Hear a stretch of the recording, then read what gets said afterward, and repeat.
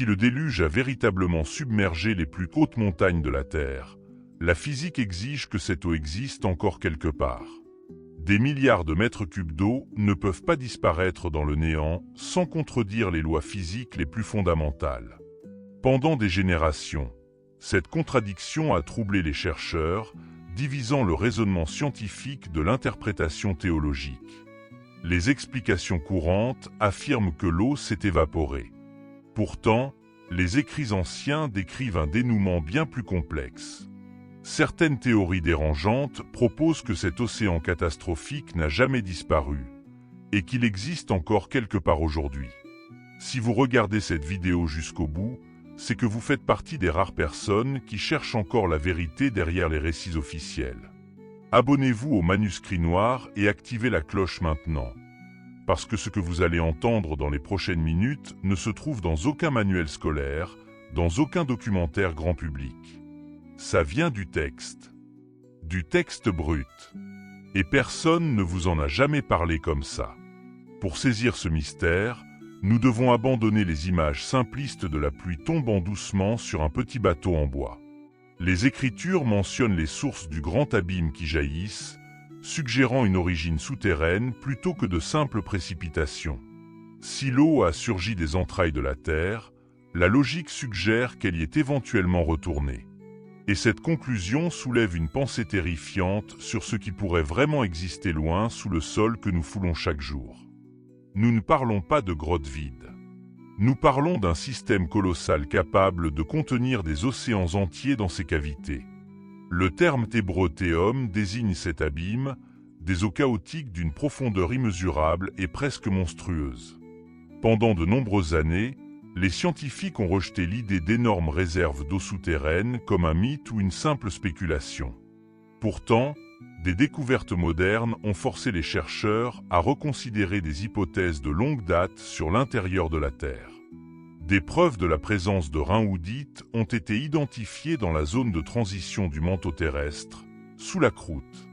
Ce minéral se comporte comme une immense éponge, retenant l'eau sous des pressions dépassant l'imagination humaine ordinaire. Les estimations suggèrent qu'il existe sous terre suffisamment d'eau pour égaler plusieurs fois les océans visibles en surface aujourd'hui. Ces découvertes font écho aux descriptions anciennes des eaux qui se retirent dans des réservoirs cachés sous le monde lui-même. Le psaume 104 déclare que Dieu a fixé des limites aux eaux pour qu'elles n'engloutissent plus jamais entièrement la terre. Mais si les eaux du déluge sont retournées en dessous, qu'est-ce qui a pu être entraîné dans ce même abîme terrifiant? C'est là que la spéculation géologique rejoint les traditions anciennes sur les êtres célestes rebelles et le jugement divin. Le livre d'Enoch décrit des veilleurs enchaînés dans de profondes vallées ombreuses, cachées à l'intérieur même de la terre. Leur confinement n'est pas décrit de façon symbolique, mais comme un lieu tangible, existant quelque part dans la réalité physique. Lorsque les eaux se sont retirées, une pression immense aurait pu sceller pour toujours les passages menant vers ce monde souterrain submergé. Imaginez une force colossale agissant comme la porte d'un coffre-fort, verrouillant une prison de haute sécurité à des profondeurs insondables sous la planète. Les civilisations anciennes craignaient le monde souterrain comme un domaine littéral, et non simplement comme un royaume métaphorique. Les traditions grecques parlaient du Tartare, une profondeur bien en dessous de l'Hadès, reflétant les distances cosmiques entre la terre et le ciel. Les textes bibliques utilisent le verbe tartariser pour décrire le châtiment infligé aux êtres célestes rebelles. Ce chevauchement linguistique laisse entendre que l'abîme et la prison angélique pourraient représenter le même domaine physique caché. Les implications d'un modèle terrestre hydrologique et caverneux deviennent encore plus troublantes à l'époque moderne. Si d'immenses réservoirs demeurent sous nous, les vestiges du déluge pourraient encore exister sous nos pieds en ce moment même. La stabilité de la croûte terrestre pourrait dépendre d'un équilibre délicat au-dessus de ces océans souterrains sous pression. Certains théoriciens interprètent des sons inexpliqués dans le ciel, les skyquakes, comme des échos de mouvements profonds dans les entrailles de la Terre. Les Écritures disent que la création gémit en attendant sa restauration, peut-être en contenant les vestiges d'une terreur cosmique ancienne. Examinons maintenant la structure de la Terre selon des textes souvent ignorés par les interprétations académiques contemporaines. Ils décrivent la Terre étendue sur des eaux, une image qui défie les modèles gravitationnels modernes. Pourtant, la recherche sismique confirme d'énormes anomalies de densité dans les régions profondes du manteau terrestre. Certaines zones ralentissent considérablement les ondes sismiques, indiquant la présence de matériaux en fusion ou de vastes accumulations liquides en profondeur. L'humanité marcherait littéralement sur un mince plafond au-dessus d'un immense réservoir rempli de forces inconnues. L'histoire des Néphilim n'a peut-être pas pris fin avec leur mort. Leurs esprits étaient réputés demeurer prisonniers. Mais si certains possédaient des corps physiques et avaient survécu, auraient-ils pu s'échapper vers le bas, dans des refuges cachés sous la terre? Les légendes de civilisations souterraines apparaissent partout dans le monde, des traditions tibétaines aux mythes conservés dans l'ancien Pérou. Peut-être ne s'agissait-il pas de sociétés humaines, mais de vestiges d'êtres hybrides fuyant les eaux catastrophiques. Au fur et à mesure que le déluge se retirait vers les profondeurs, il a vraisemblablement emporté avec lui tout ce qui n'était pas préservé dans l'arche. Ce scénario transformerait l'intérieur de la planète en un cimetière colossal autant qu'en un complexe pénitentiaire hermétiquement scellé. Le Léviathan biblique est constamment associé aux mers abyssales et aux profondeurs insondables du chaos primordial. Les monstres légendaires des mers représenteraient-ils des créatures inconnues habitant cet océan souterrain caché? Les Écritures font référence aux portes de la mort et de l'ombre comme si elles décrivaient des entrées physiques, et non de simples métaphores. Dans Job, des questions surgissent sur les passages menant vers les profondeurs. Tout cela suggère que la géographie biblique pourrait être bien plus littérale et multidimensionnelle qu'on ne le suppose généralement. Le terme d'hébreu, Sheol, est souvent traduit par tombeau. Pourtant, il implique fondamentalement une profondeur vers le bas. Les descriptions incluent des barreaux, des portes et des verrous, suggérant un enfermement situé dans les régions les plus basses de la Terre. Combiné à l'hydrogéologie, cela implique de vastes cavernes inondées formant une immense barrière de confinement naturel. L'eau agit à la fois comme bouclier contre les radiations et comme frontière infranchissable contre ceux qui pourraient habiter en dessous. Pendant des siècles, les mystiques ont cherché Agartha ou Shambhala, imaginant des paradis cachés sous la terre. Pourtant, les interprétations bibliques suggèrent que l'ouverture de tels royaumes libérerait des horreurs plutôt que des mondes utopiques. L'Apocalypse prédit que des entités émergeront du gouffre sans fond pour tourmenter l'humanité à la surface. Cette imagerie ressemble moins à une allégorie qu'à la description de brèches physiques dans des chambres souterraines. Si les eaux du déluge y demeurent conservées, alors le souvenir du jugement divin repose encore sous notre planète. Chaque séisme puissant pourrait représenter des mouvements au sein de cet immense abîme caché. L'énergie libérée par les mouvements tectoniques ne serait que le reflet de forces bien plus profondes, opérant loin en dessous des couches de la croûte. Revenons à la question originale concernant le volume nécessaire pour submerger entièrement le mont Everest. Une telle couverture implique que la topographie terrestre avant le déluge différait considérablement de sa forme géologique actuelle. Les montagnes étaient peut-être moins élevées, tandis que les bassins océaniques étaient bien moins profonds que les immenses fosses que nous mesurons aujourd'hui.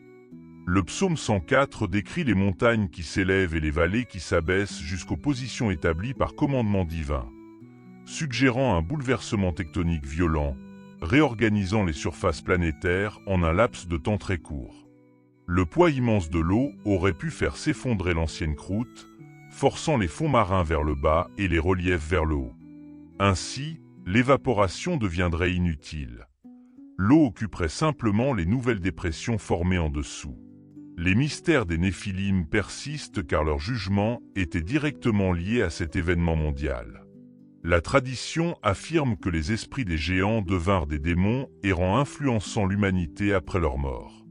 Pendant ce temps, leurs progéniteurs angéliques étaient emprisonnés vivants dans des abîmes submergés sous la terre. L'épître de Jude déclare qu'ils demeurent enchaînés dans les ténèbres, attendant le jugement au jour fixé.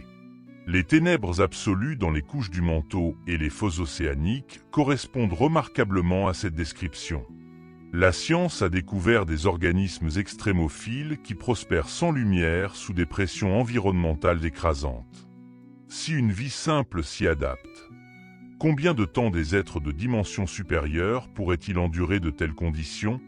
L'idée de la Terre creuse est souvent moquée avec des fantasmes de soleils intérieurs et de mondes verdoyants.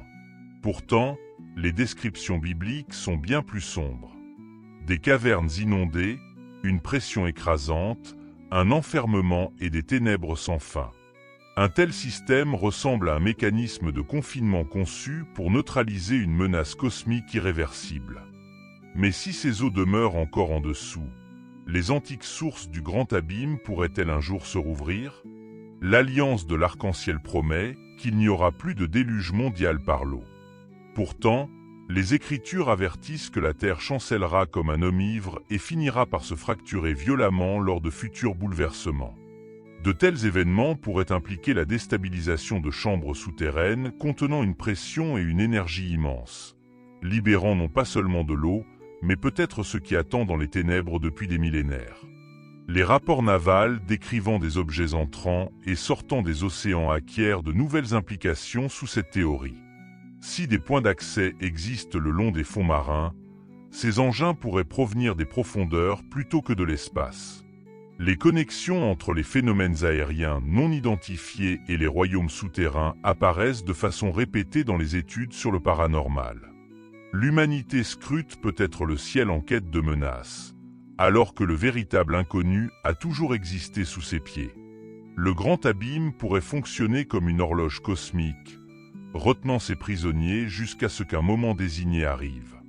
Seule l'immense pression de la roche et de l'eau nous sépare de réalités appartenant à des âges anciens et oubliés. Il est remarquable que la géologie moderne commence lentement à cartographier des concepts décrits dans les Écritures il y a des milliers d'années. Les découvertes d'océans dans le manteau ne sont pas de simples curiosités. Ce sont des parallèles qui font écho à d'anciens récits sacrés. De telles découvertes encouragent à reconsidérer des passages autrefois rejetés comme des exagérations poétiques. Lorsque les textes mentionnent des êtres sous la terre s'inclinant devant Dieu, ils pourraient faire référence à des habitants littéraux. L'Épître aux Philippiens identifie 3 royaumes, le ciel, la terre et ce qui est sous la terre, chacun peuplé d'êtres conscients. Ce cadre implique des entités existant en dessous, plutôt que des âmes métaphoriques reposant dans des sépultures.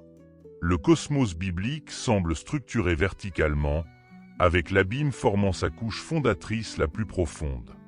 Les eaux du déluge ont peut-être réorganisé cette hiérarchie, forçant les forces chaotiques dans le niveau de confinement le plus bas.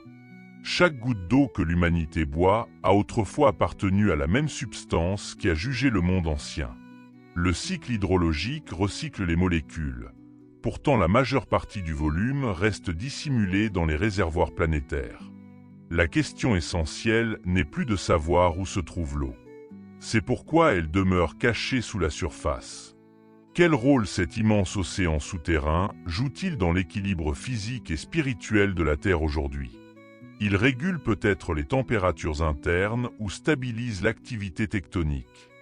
Mais symboliquement, il demeure un rappel permanent que l'humanité ne possède pas le contrôle ultime sur la création. Des frontières existent que l'humanité ne peut pas franchir. Des forces échappant au contrôle technologique demeurent en activité permanente. L'exploration des fonds marins et les projets de forage ressemblent à des tentatives de regarder à travers l'ouverture étroite d'une porte verrouillée. Certaines portes sont peut-être préférables à laisser scellées, car nous ne pouvons pas prédire quelle pression existe de l'autre côté. La curiosité humaine nous pousse vers le centre de la Terre.